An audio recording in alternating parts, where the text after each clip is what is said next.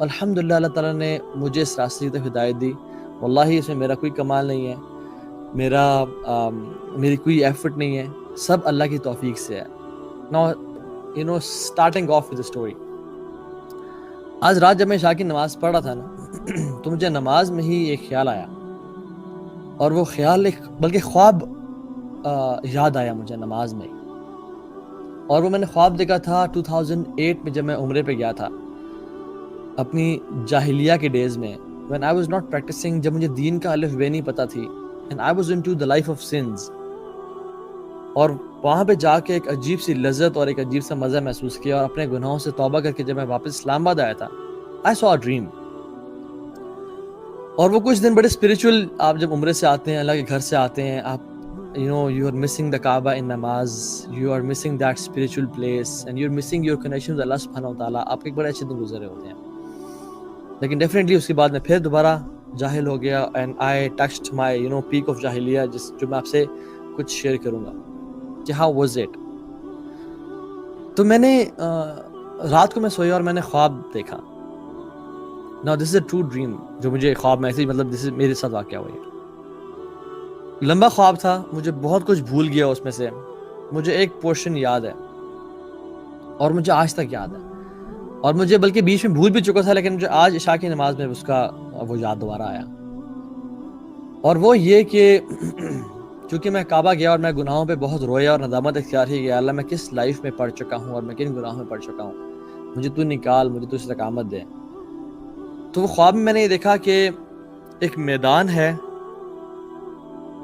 اور it's a dirt ground, ٹھیک ہے, اور کوئی اٹس ناٹ گرین, کافی بیرن ہے, اور کچھ لوگ آ رہے ہیں جو کہ رسول اللہ صلی اللہ علیہ وسلم پہ حملہ کرنا چاہ رہے ہیں, ان کو تکلیف اور قتل کرنا چاہ رہے ہیں والعیاذ باللہ.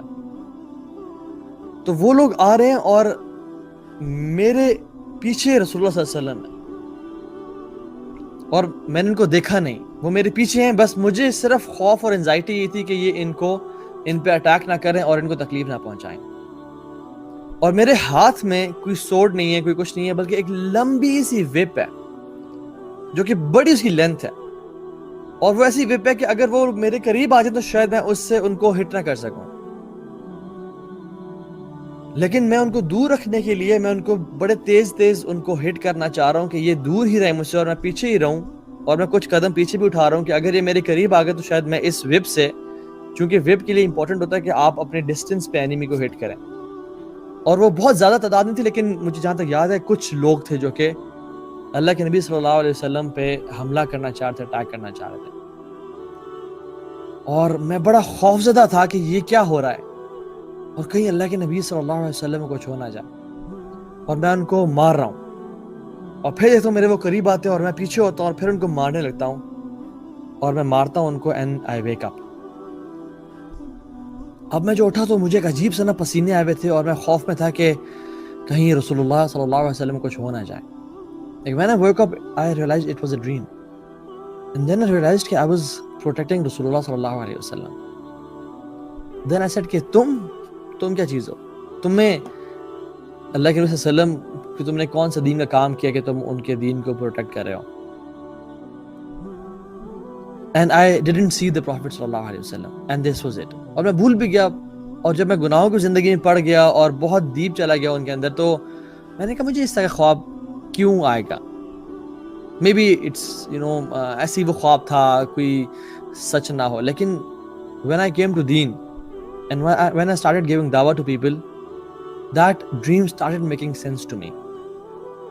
اور واللہ تعالی عالم اس ڈریم کا کیا انٹرپریٹیشن ہے, میں نے آج تک کسی سے پوچھی, and this is the first time I am sharing this dream with any one, کہ میں نے یہ زندگی میں خواب دیکھا.